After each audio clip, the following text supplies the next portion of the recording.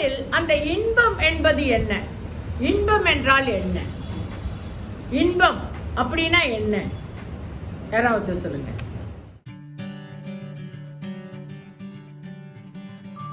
இன்பம்னா என்ன?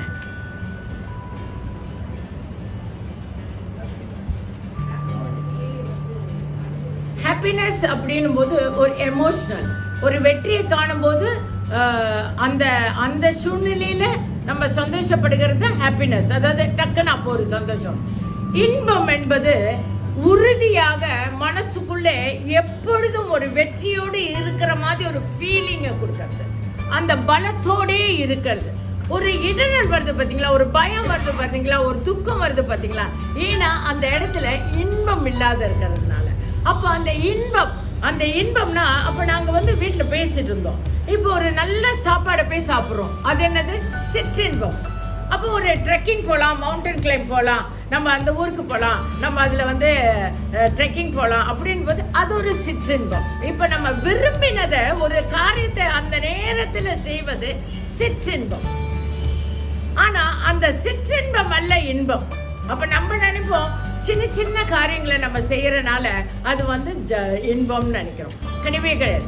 இன்பம் என்பது நம்ம இருதயத்துல என்ன சூழ்நிலை வந்தாலும் ஒரு டக்குன்னு ஒரு இதெல்லாம் சரியாது, இது ஒண்ணுமே கிடையாது அப்படின்னு திருப்பி அந்த சமாதானத்துக்குள்ளே உள்ள போயிட்டு அது அப்படியே நிக்கிறது. எல்லாமே எந்த சூழ்நிலை வந்தாலும் நம்ம பதட்டப்பட்டிருப்போம், நம்ம சஞ்சலப்பட்டிருப்போம், எல்லாம் பட்டிருப்போம். ஆனா டக்குன்னு பார்த்தீங்களா இருதயத்துல இன்பம் இருக்கும், அந்த சமாதானம் இருக்கும். எப்படி அந்த சமாதானமும் இன்பமும் இருக்குன்னா, ஆண்டவர் பாருங்க அதுல சொல்ற அந்த வசனத்துல, அவருக்கு நல்லவனா இருக்கிறவனுக்கு. அப்போ அவருக்கு நம்ம நல்லவனா இருக்க வேண்டும். யாருக்கு? கர்த்தருக்கு மட்டும்தான் நம்ம நல்லவனா இருக்க வேண்டும். அப்போ அந்த இடத்துல ஒரு தனிப்பட்ட முறையில ஒருத்தரை பிரியப்படுத்துறது, அல்ல ஒருத்தரை சந்தோஷப்படுத்துறது, ஒருத்தரை அணைச்சிக்கிறது, இதெல்லாம் கிடையாது. அது எல்லாமே அது உள்ள வந்துரும், அவருக்கு மட்டும் நம்ம நல்லவனா இருந்தா. அப்ப சங்கீதக்காரன் சொல்லுகிறான் 32:11, பாருங்க, நீதிமான்களே கர்த்தருக்குள் மகிழ்ந்து களி கூறுங்கள், செம்மையான இருதயம் உள்ளவர்களே நீங்கள் எல்லாரும் ஆனந்த முழக்கம் இடுங்கள். அப்ப நான் இந்த இடத்துல யார் ரெண்டு பேரும் ரொம்ப சந்தோஷமாவும் களி கூறுதலாவும் ஒரு சந்தோஷமா ஆனந்தமா முழக்கம் போடுறாங்க? நீதிமான்களே கர்த்தருக்குள் மகிழ்ந்து களி கூறுங்கள். அப்படின்னா நீதிமான்களே, எல்லாவற்றிலும் நீதியாய் நாம் இருக்க வேண்டும் என்று சிந்தித்து செயல்படுகிறவர்கள் எப்பொழுதும் எப்படி இருப்பார்கள்? களி கூர்ந்திருப்பார்கள். எப்படி? மகிழ்ந்து களி கூர்ந்திருப்பார்கள். இன்னும் ஒரு எக்ஸாம்பிள், நான் என் வாழ்க்கையில எங்க பாஸ் ஜிஎம், நான் 12 வருடம் ஒரு பெரிய கம்பெனியில வேலை செய்தேன். அந்த ஜிஎம் ரொம்ப ஸ்ட்ரிக்ட். ஆனா சில நாள் காலையில அவருக்கு ரொம்ப ஒரு இஸ் ஹேபிட், ஒரு கர்ச்சீஃபை எடுத்து வச்சுப்பாரு, எடுத்துட்டு இப்படி இப்படி இப்படி தொடச்சிக்கிட்டே இருப்பாரு, தொடச்சிட்டு சந்தோஷமா இருப்பாரு. என்ன இன்னைக்கு ரொம்ப காலையில உள்ள போய் குட் மார்னிங் சொல்லும் போதே என்ன ரொம்ப சந்தோஷமா இருக்கீங்க, ஏன்னா டுடே ஐ ஹெல்ப் சம்படி அப்படின்பாரு. அந்த கவர்ல ஒரு இவ்வளோ பணம் வச்சு அதை ஒருத்தருக்கு கொடுக்கறதுக்காக ஆயத்தம் பண்ணி அந்த டேபிள்ல வச்சிருப்பாரு. அதை கொடுக்கறதுக்கு முன்னாடியே அவர் ரொம்ப சந்தோஷமா இருக்கிறது நான் பார்த்துட்டேன். என் லைஃப்ல நான் ஃபர்ஸ்ட் பார்த்த ஒரே மனுஷன். his wife is Christian but he is not Christian. அவர் அந்த அவ்வளோ சந்தோஷமா இருப்பாரு மற்றவங்களுக்கு கொடுக்கறதுல. நான் அதை அவரை பல தடவை பார்த்துருக்கேன். if he is happy it is because he is giving. A very good quality when I saw a human being. அப்போ அந்த பாருங்க, அந்த அவர் தன் இருதயத்திலே மற்றவர்களுக்கு கொடுக்கறதான அந்த நீதியா ஒருத்தன் கேட்டிருப்பான் போல இருக்கு, ஒரு சஞ்சலத்துக்காக கேட்டிருப்பான் போல இருக்கு, அதை கொடுக்கறதுல, உதாரணமாய் அவர் கொடுக்கறதுல அவருடைய இருதயம் மகிழ்ந்து களி கூறும். ஸோ அவர் அதாவது கொடுக்க வேணும்ன்ற அந்த உண்மையான எண்ணம், அவங்க அந்த பிரச்சனையிலிருந்து வெளியே வர வேண்டும்ன்ற எண்ணம், அந்த தாட் அவருக்கு அந்த மகிழ்ச்சி, அந்த ஜாய், அந்த சந்தோஷத்தை அவருக்கு கொடுக்கிறது. அல்லேலூயா. அப்போ நீதிமான், அப்போ நம்ம எல்லாவற்றிலும் பின் பாயிண்டா, கரெக்டா, உண்மையா, உத்தமமா, நீதியா இருந்தோம்னா அவர்கள் மகிழ்ந்து களி கூறுவார்கள். இதுல எங்க நாம என்ன பண்றோம்னா, நம்ம we compromise people, we compromise the situation. நம்ம என்ன பண்ணுகிறோம்னா, நம்ம எப்பவுமே சூழ்நிலையை கண்டு அந்த சூழ்நிலைக்காக நீதியை விட்டு விலகி நீதிகேடான ஒரு காரியத்துக்குள்ள எப்பவுமே கடந்து போகிறோம். நம்ம பாத்தீங்கன்னா நம்ம இருதயம் எப்பவுமே ஒரு மாதிரி ஒரு சாட்டிஸ்ஃபேக்ஷன், அதாவது ஒரு திருப்தியே இருக்காது. அதே நீங்க நீதியான காரியத்தை, இந்த பைபிள்ல சொல்லி இருக்கிற வேத வசனத்துக்கு ஒப்பாக ஒரு காரியத்தை நீங்கள் நீதியில நிலைத்து நின்று பாருங்க, உங்கள் இருதயம் ஒரு திருப்தி, ஒரு சந்தோஷத்துல எப்பவுமே இருக்கும். பாருங்க, அடுத்தது சொல்லுகிறார், செம்மையான இருதயம் உள்ளவர்களே நீங்கள் எல்லோரும் ஆனந்த முழக்கமிடுங்கள். அந்த செம்மை என்று சொல்வது உண்மையா இருப்பது, உண்மையா இருக்கிறது, எல்லாத்துக்குமே சின்ன விஷயத்துக்கு கூட உண்மையா இருக்கிறது. இது ஒண்ணு பெரிய ஊழியம் இல்ல, சின்ன ஊழியம் தான். ஆனா அத யாருமே இல்லையே, என்னத்தை ஒன்றும் தேவையில்லை, சும்மா சாதாரணமா போவேமே அப்படின்னு நான் நினைச்சேன்னா என் ஆண்டவருக்கு நான் உண்மையற்றவன். ஒரு ஆத்மா வந்தாலும் அந்த ஆத்மாவுக்கு இன்றைய நாளில் கர்த்தர் என்ன சொல்ல நினைக்கிறாரோ அதை நீ சொல்ல வேண்டும்னா, நேற்று காலையில எழும்பி ஜாய், டாக் அபவுட் ஜாய். நான் வேற ஒரு டாபிக் வச்சிருந்தேன், ஆனா ஆண்டவர் சொன்னார் டாக் அபவுட் ஜாய். ஏனென்றால் எல்லோருக்கும் அந்த இன்பம் இருதயத்திலே வருகிறதில்லை. நீதிமானுக்கும் உண்மை உள்ளவனுக்கும் மாத்திரம்தான் எப்பொழுதும் இன்பம் இருதயத்திலே இருக்கும். இது இல்லாதவனுக்கு என்ன இருக்கிறது? பயம் இருக்கிறது. எப்போதும் பயம் இருக்கிறது. இந்த சூழ்நிலை என்ன ஆகும், இது வரலையே என்ன ஆகும், இது அடுத்தது என்ன ஆகும், இப்படி என்ன ஆகும், அந்த பயமே நம்மளை தூண்டிட்டு இருக்கும். நம்ம வாழ்க்கையில அந்த பயம் இல்லாம அந்த இன்பம் இருக்க வேணும்னா அந்த இருதயத்துல நீதியும் உண்மையும் நிலைத்து நிற்கும். இயேசு ஒரு இடத்துல சொல்றாரு பாருங்க, ஞானஸ்தானம் எடுக்க போறார். அங்க யோவான் சொல்கிறேன், ஐயோ என்ன ஆண்டவரே நீங்களே வந்திருக்கீங்கன்னு கேட்கும் போது அவர் என்ன சொல்றார்? இது நீதியா இருக்கிறது, இது நடக்கட்டும்ன்றார். அப்போ அவர் ஆண்டவராக இருந்தும் அவர் ஞானஸ்தானம் எடுக்கிறார், ஏனென்றால் அது நீதியா இருக்கிறது. புரியுதுங்களா? அப்போ யாரா இருந்தாலும் நீதியா இருக்க வேண்டும் என்பதுதான் அந்த இடத்துல இயேசு காண்பிக்கிறார், அவருடைய செயல்ல செயல்படுத்துகிறார். அப்போ எல்லாவற்றிலும் நாம் நீதியா இருக்க வேண்டும். எப்படி நீதியா இருக்க வேண்டும்? இதில் இருக்கிற காரியங்களை ஆராய்ந்து அறிந்து நீதியா இருக்க வேண்டும், உண்மையா இருக்க வேண்டும். ஹல்லேலூயா, ஹல்லேலூயா, ஹல்லேலூயா. சங்கீதக்காரன் பாத்தீங்கன்னா அவர் எப்பவுமே ஆண்டவரை பிரியப்படுத்துற மனுஷனாயே காணப்படுகிறார்.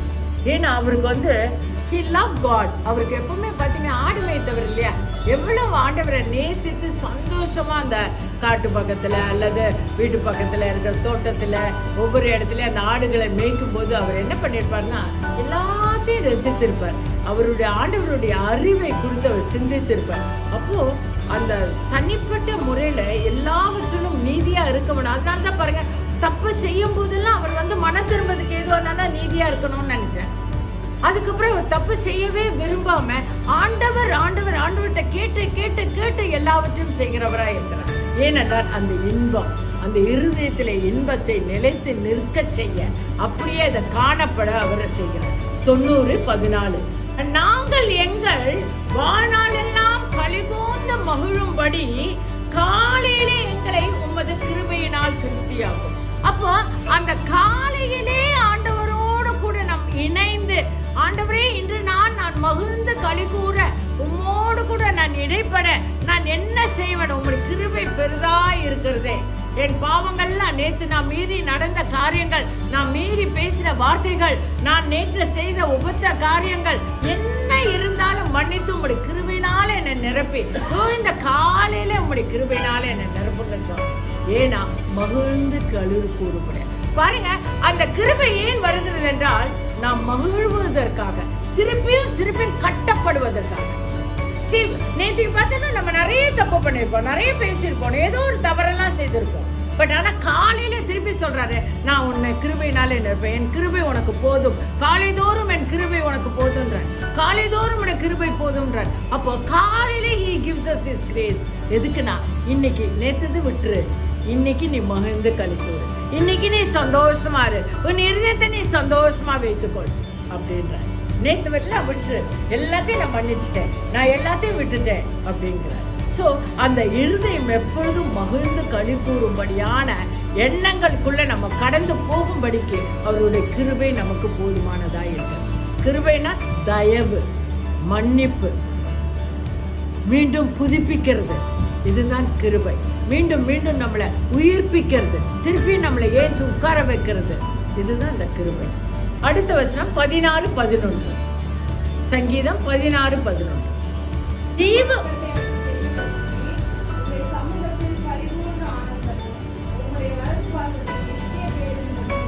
பாருங்க, ஜீவ மார்க்கத்தை எனக்கு தெரியப்படுத்துவேன். அப்படி இன்னைக்கு காலையில என் கிருபையினால உன்னை நிரப்பினேன், நீ மகிழ்ந்த களிகூறுன்னு சொல்லிட்டு என்ன சொல்றாருன்னா, ஜீவ மார்க்கத்தை நீ இப்படிதான் இருக்க வேணும்ன்றதை நான் கற்றுத் தருவேன்.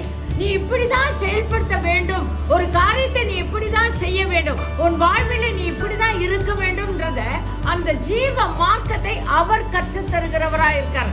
எதுக்குன்னா மகிழ்ந்து களி கூறும்படியாய், எப்பொழுதுமே நம்மளுடைய இருதயம் சந்தோஷமாய் இருக்கும்படியாய், அவருக்கு எப்பவுமே நல்லவனா இருக்கும்படி. ஏன்னா அவர் என்ன சொல்றார், நான் நல்லவனுக்கு என்ன கொடுக்குறேன்ற ஞானம், அறிவு, இன்பத்தை அருளுகிறார். ஸோ நம்ம எதுக்கு ஆக்சுவலா சபைக்கு வரோம் பாருங்க, சமாதானமா இருக்கிறதுக்கு, சந்தோஷம் வர்றதுக்கு, மன துக்கம்லாம் விட்டுட்டு விலக போய் நிக்கிறதுக்கு, கஷ்டத்துல இருந்து இல்லை நான் எப்பவும் சந்தோஷமா இருக்கணும் நினைச்சுதானே இந்த ரட்சிப்பின் அந்த ருசி பார்க்கிறோம்.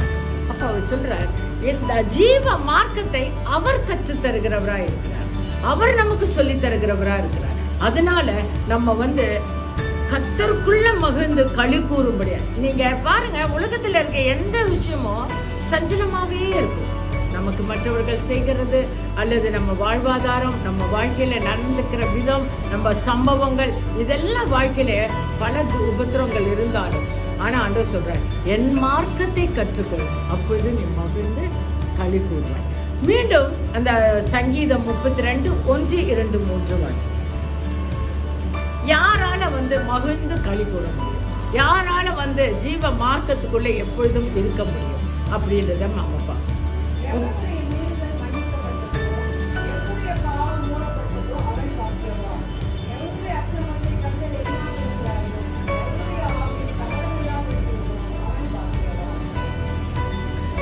எவனுடைய மீறுதல்கள் மன்னிக்கப்பட்டதோ, எவனுடைய பாவம் மூடப்பட்டதோ அவன் பாக்கியவான். எவனுடைய அக்கிரமத்தை கர்த்தர் எண்ணாத இருக்கிறாரோ, எவனுடைய ஆவியில் கபடம் இல்லாத இருக்கிறதோ அவன் பாக்கியவான். அப்போ இன்பம் எங்கே வருகிறது என்றால், நாம் கபடற்றவர்களாய் நம்மளுடைய பாவங்கள் அவர் மன்னித்தார் என்று உணரும் பொழுது. இப்ப நம்ம நிறைய பாவம் செய்யறோம், நிறைய தப்பு செய்யறோம், நிறைய தப்பிதங்கள் இருக்கு. நம்ம எடுக்கிற முடிவுகள், நம்ம எடுத்த முடிவுகள், அல்லது நம்ம வாழ்க்கையில அனுதினமும் செய்கிற காரியங்கள், அல்லது நம்மள வாழ்வாதாரம், இது எல்லாம் நம்ம பார்த்தோம்னா நமக்குள்ள பாவ சுபாவம் நிறைய இருக்கு. ஆனா அந்த பாவம் கர்த்தர் மன்னித்தார், அதை நீக்கி போட்டார், அவர் எண்ணாம இருக்கிறார் அப்படின்னு நம்ம நினைக்கும் பொழுது பாருங்க, இயேசு ஒரு இடத்துல உன் பாவம் மன்னிக்கப்பட்டது அப்படின்னு ஒரு இடத்துல சொல்றார். சொல்லிட்டு ஒருத்தரை எழுந்து நிக்க வைக்கிறார். அப்போ பரிசேயன் சொன்ன, இவனை பாவத்தை மன்னிக்க சொல்ல அப்படின்ற உடனே அவர் சொல்ல, தேவகுமார் என்ன எதுக்கு வர, பாவம் மன்னிப்ப தருது. அப்போ உங்ககிட்ட பாவம் இருக்கு, உன்கிட்ட பாவம் இருக்கு அப்படின்னு சொல்லும் போது என்ன ஆகும் சொல்லுங்க? நீ தப்பு பண்ற, இது தப்பு, இது அப்ப நீங்க உருப்படவே மாட்டேன், இது சரியில்லை, உங்ககிட்ட தப்பு இருக்கு, நீ ஒண்ணுமே கரெக்டா இல்லை, நீ இதனால உன்னோட வாழ்க்கை சரியா இருக்காது, இப்படி சொல்றது நல்லதா? இல்லை, இதெல்லாம் சரியாயிடும், இந்த காலகட்டம் போயிடும், இந்த சுபாவம் உன்னை விட்டு போயிடும், இதுல இருந்து நீ வெளியே வர முடியும், நீ முயற்சி பண்ணி பாரு, நீ ஆசீர்வாதமா இருப்ப. நம்ம ஆண்டவர் நம்மளை ஆசீர்வதிச்சுதான் இருக்கிறாரு, நமக்கு ஒரு தீங்கும் வராது, நம்மளோட இருக்கிறார் இப்படின்னு சொல்றாரு நம்ம ஆண்டவர். இந்த சொல்லப்பட்ட இந்த காரியம், என் பாவங்கள் அவர் மன்னித்தார், என் சுபாவத்தை அனுதினமும் மன்னிக்கிறார், ஜீவ மார்க்கத்தை எனக்கு கற்றுத் தருகிறார் என்ற இந்த எண்ணம் தான் நமக்கு இன்பத்தை கொண்டு வருகிறது. அல்லேலூயா! இந்த எண்ணம் தான், அதுதான் வேதவசனம் சொல்லுகிறது, ரட்சிக்கப்பட்டவர்கள் அனுதினமும் சபையிலே கூடி சேர்க்கப்பட்டார்கள். அப்போ ரட்சிப்பு எதை குறித்த ரட்சிப்பு? என் பாவங்கள் அவர் மன்னித்தார், என் பாவங்களுக்காக அவர் உயிர்த்தெழுந்தார், என் பாவங்கள் அவர் இரத்தத்தினாலே மேற்கொண்டார், அந்த வெளியேறப்பட்ட இரத்தத்தினாலே என் பாவம் அறை என்னை சுத்திகரித்தார் அப்படின்றத எண்ணம், அந்த முடிவுதான் நமக்குள்ளே இன்பத்தை கொண்டு வருகிறது. அல்லேலூயா. அந்த இன்பம் இருக்கிறதுனாலதான் எந்த சூழ்நிலையாண்டாலும் நடக்க முடியல, மாடிப்படி ஏற முடியல. இல்ல, எனக்கு இன்பத்தை தந்திருக்கிறார், என் ஆண்டவர் என்னோட கூட இருக்கிறார், என் பாவங்களை அனுதினமும் மன்னித்தார்னு இங்க வந்து உட்கார்ந்து. புரியுதுங்களா? அந்த இன்பம் நமக்குள்ளே எப்படி வரும்னா, இல்ல எனக்கு பாவம் இல்லை, என் பாவங்களை அவர் சுத்திகரித்தார், அவர் ரத்தத்தினாலே என்னை மேற்கொண்டார், அவர் உயிர்த்ததினாலே நான் மீண்டும் பாவி அல்லாமல் புது ஜீவனை பெற்றுக்கொண்டேன், நான் நீதிமான் ஆனேன் என்ற எண்ணம் நமக்குள்ளே இன்பத்தை கொண்டு வருகிறது. ஹல்லேலூயா, ஹல்லேலூயா. நம்ம நினைக்கலாம் வாழ்வாதாரம் ஃபினான்ஷியலா நல்ல பில்ட் ஆயிட்டோம், நம்ம நினைச்சதெல்லாம் நடந்துச்சு அப்படின்னு நினைச்சா நம்ம ரொம்ப இன்பமா இருக்கும். நான் நிறைய பேரை பார்த்திருக்கேன், எல்லாமே இருக்கும், ஆனா அவங்களுக்குள்ள சோகம் இருக்கும். பெரிய வீடா இருக்கும், அவங்க தனியா இருக்கிறத பார்த்திருக்கேன். அவங்களுக்கு சமைச்சு சாப்பிட்றது கூட மனசு வராது, அவ்வளோ பெரிய வீடு இருக்கும், ஆனா அவங்களுக்குன்னு இத்தினோண்டு சமைச்சு சாப்பிட்றதுக்கு மனசே இருக்காது, தூக்கமா இருக்கும். அப்படி இல்லை, நம்ம சின்ன வீட்டில் இருப்போம், ஆனா நமக்கு என்ன தோணும், விருந்த மாதிரி சமைச்சு சாப்பிடணும். ஏன்னா நான் சந்தோஷமா இருக்கிறேன், ஜீவ மார்க்கத்தை நான் கற்றுக்கொண்டேன், எனக்குள்ள பாவம் இல்லை, என் ஆண்டவர் அவருடைய கிருபையினாலே என்னை நிரப்புகிறார், அனுதினமும் என்னை சுத்தரிக்கிறார், அவர் என்னை எல்லாவற்றும் கற்று தருகிறார், எனக்கு ஞானம் உண்டு, எனக்கு அறிவு உண்டு, என்னை வழிநடத்துகிறார் என்ற எண்ணம் நமக்குள்ளே இன்பத்தை கொண்டு வருகிறது. ஹல்லேலூயா, ஹல்லேலூயா, ஹல்லேலூயா. அந்த இன்பமானது என்னன்னா பாத்தீங்கன்னா, இந்த இன்பம் எங்கே இருக்கிறது? கலாத்தியர் 5வது அதிகாரம் 22வது 23வது வசனம் அநேக கனிகளை குறித்து சொல்கிறார். என்ன கனி? சமாதானம், சந்தோஷம், இப்படின்னு சொல்கிறார். அப்போ அந்த கனியில ஒண்ணுதான் இந்த இன்பம், அந்த சந்தோஷம். பாருங்க, நம்ம எப்படி வந்துடுறோம்னா, அவருக்கு நல்லவனா இருக்கும் பொழுது நம்ம இருதயம் முழுக்க இன்பத்தை ஊற்றி விடுகிறார். அந்த ஏன் இன்பம் வருகிறதுன்றா, நமக்கு ஞான அறிவு முழுக்க கொடுத்துடுறார். அந்த ஞான அறிவு நமக்கு முழுக்க கொடுத்தா நம்ம வாழ்வுல பாத்தீங்கன்னா தவறே இருக்காது, ஜீவ மார்க்கத்தை அவர் சொல்லி தந்தவரா இருக்கிறார். நீங்க யோசிச்சு பாருங்க, எல்லாத்தையும் கரெக்டா செஞ்சா நமக்கு எங்கேயாவது பிழை இருக்குமா, நமக்கு ஏதாவது தவறு வருமா? வெரி மச் அந்த கிரேஸ் அவர் தினமும் தந்திருக்கிறார். அதான் சொல்றார், காலைதோறும் என் கிருபையினாலே உன்னை நிரப்புவேன், நீ மகிழ்ந்து களி கூறுன்றார். அந்த இன்பத்தை ஏன் தருகிறார் என்றால், எனக்கு பாவம் இல்லை என்று நான் வந்த முதல் நாள், நான் ரட்சிக்கப்பட்ட அந்த முதல் நாள்ல இருக்கிற அந்த எண்ணம் நான் மரிக்கும் வரை இருக்க வேண்டும். எனக்கு பாவம் இல்லை, என் பாவங்களை மன்னித்தார், எனக்கு கர்த்தருடைய கிருபையினாலே என்னை நிரப்பி இருக்கிறார், அவருடைய ஜீவ மார்க்கத்தை எனக்கு கற்று தந்திருக்கிறார், நான் அனுதினமும் அவருடைய கிருபையினாலே வழிநடத்தப்படுகிறேன் என்ற எண்ணம் அவருக்குள்ள நீதியாயும் உண்மையாயும் நாம் வாழ்வாதாரத்தை வைக்கும் போது நம்மளுடைய இருதயமானது எப்பொழுதும் இன்பமாயிருக்கும். ஹல்லேலூயா. அப்போ 25வது வசனம் படிங்க, 5:25, கலாத்தியர் 5:27.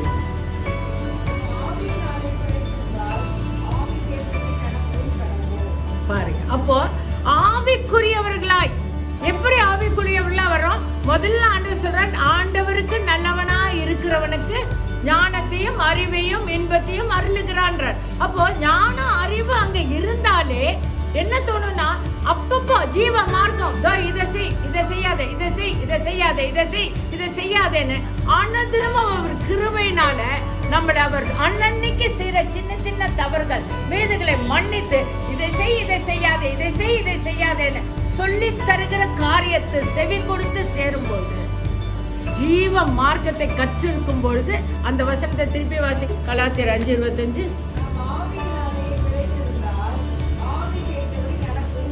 அப்போ அந்த இடத்துல என்ன ஆகுதுன்னா, ஆவிக்கேற்ற போல் பிழைத்திருக்கிறோம். எது? ஆவியானவர் சொல்லுகிற காரியத்துல மாத்திரம் நம்ம கடந்து போகிறோம், அவர் சொல்லுகிற காரியம் மாத்திரம் நம்ம செயல்படுத்துகிறோம். அப்ப என்ன ஆகும்? அங்க கஷ்டம், துக்கம் இல்லை, இன்பம் மாத்திரம் தான் நம்ம.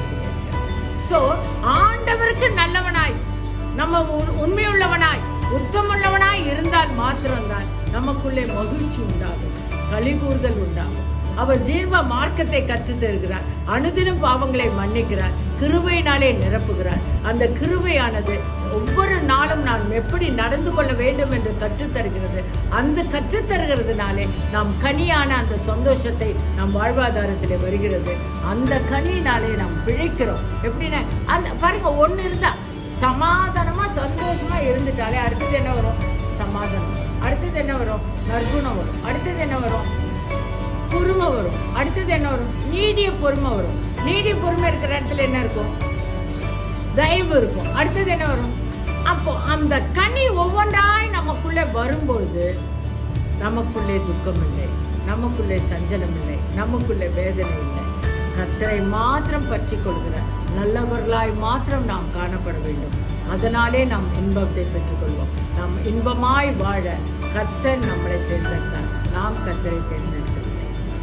நம்மளை கர்த்தர் தான் பேர் சொல்லி அழைத்தார். அவருடைய விலையேற பெற்ற ரத்தத்தினாலே அவர் மீட்டுக் கொண்டார். ஆனா நம்ம போயிட்டு யார் கர்த்தர்னு கேட்கவே இல்லை. நான் அப்படி கேட்க வேண்டும். கர்த்தர் தான் என்னை அவருடைய என் கரம் பிடித்து வழிநடத்தினதான் நான் ஃபீல் பண்ணேன். அப்படிதான் நான் ஃபீல் பண்ணேன். ஸோ அதனால தான் நான் எத்தனையோ தவறுகள் நான் செய்தாலும் அவர் என் கையை விடவே இல்லை. இன்னைய வரைக்கும் கை விடவே இல்லை. No, you are me. He is filling me with His joy. He is filling me with His grace. He is filling me with His Holy Ghost. அவர் பரிசுத்த ஆவியிலே நம்மளை நிரப்பி வழிநடத்துகிறவங்க. ஒரு நாளும் நாம் பின்னிட்டு திரும்ப தேவையில்லை. கஷ்டங்கள் வரலாம், துக்கங்கள் வரலாம். நான் கர்த்தருக்கு என்ன செய்ய வேண்டும் என்று சிந்தித்து பாருங்கள். நாம் இன்பமாய் கர்த்தர் உங்கள் ஒவ்வொருத்தரையும் ஆசீர்வதிப்பாராக. கர்த்தர் நம்ம ஒவ்வொருத்தரையும் ஆசீர்வதித்து பெருக செய்வாராக. அல்லேலூயா.